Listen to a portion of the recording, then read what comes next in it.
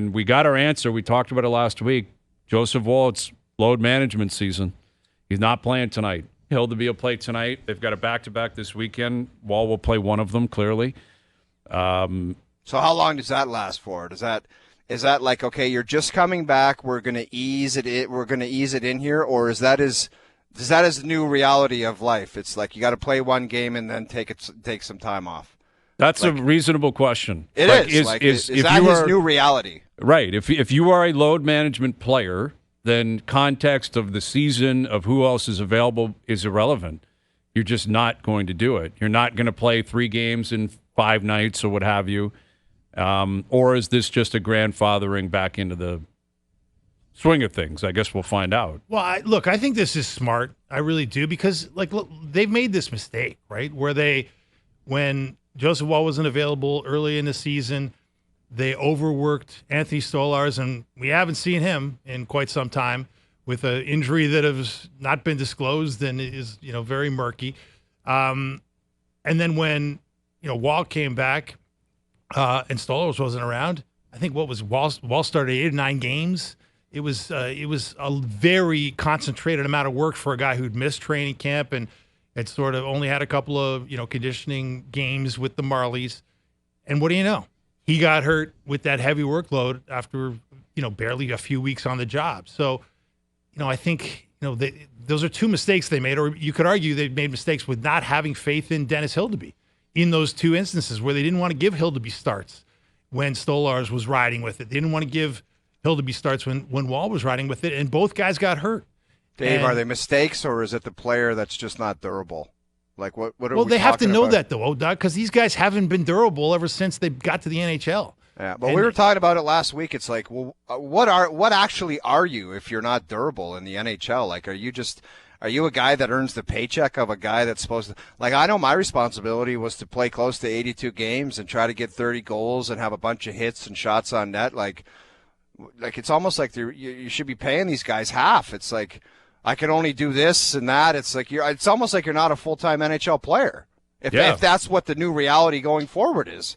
I don't know. I always just thought a part of the job was doing it a lot. Like it's an everyday job, man. You got to play all the games. That's what you get paid for. Everyone talks about fitness and science and all these stupid websites that MJ and Frankie go on, and they're great and everything. But the most important thing is the games. The games. Right. And that, I think, is what we're driving at here. Is this, okay, you just got back 3 weeks from now, this will no longer be the case, or is this just the everyday reality of Joseph Woll, and more than likely will be the reality of Stolarz when he returns?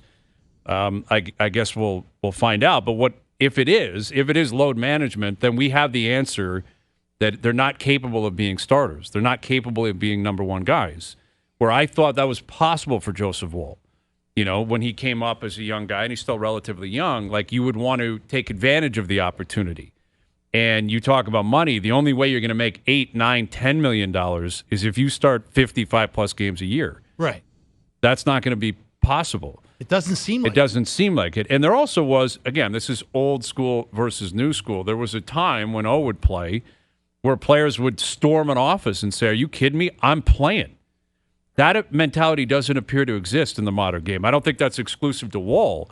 But could you imagine, back in the day, a veteran guy with a chance to take something? Like, I could tell you, Noodles would have crawled through a wall to start. Like, I could use Noodles as an example. If you went to Noodles 30 years ago and you said, yeah, the other starter's not playing, and sure, it's a huge opportunity for your career, but we're going to give you the night off, he'd fight you. Mm-hmm. Say, are you nuts? I'm playing. I want to play. Play me, please. And that my doesn't first year exist. In the league, there was a lot of 34, 35-year-old players, and I watched Paul Maurice tap Kelly Chase on the shoulder and say, "You're not going tonight, Chaser." And the hockey stick went directly through the large screen right in the dressing room, the monitor, and I was like, in my head, I thought, that's how serious that this and how important it is for that guy to be in the lineup. And it was a great lesson just watching the whole thing transpire. Because it was like that guy cared that much. Like, it wasn't like some guys you just see. I remember my dad pulled me aside in junior and he said, "See those guys that are scratched right there, how happy they are?" And he said, if you ever are not playing and I see you wandering around here like you're the happiest guy in the building, I'll be pissed. Because it's like that's the thing you're supposed, like, it's the games. Yeah, I think you're right, Doug. But look, I don't think this is about these guys not wanting to play.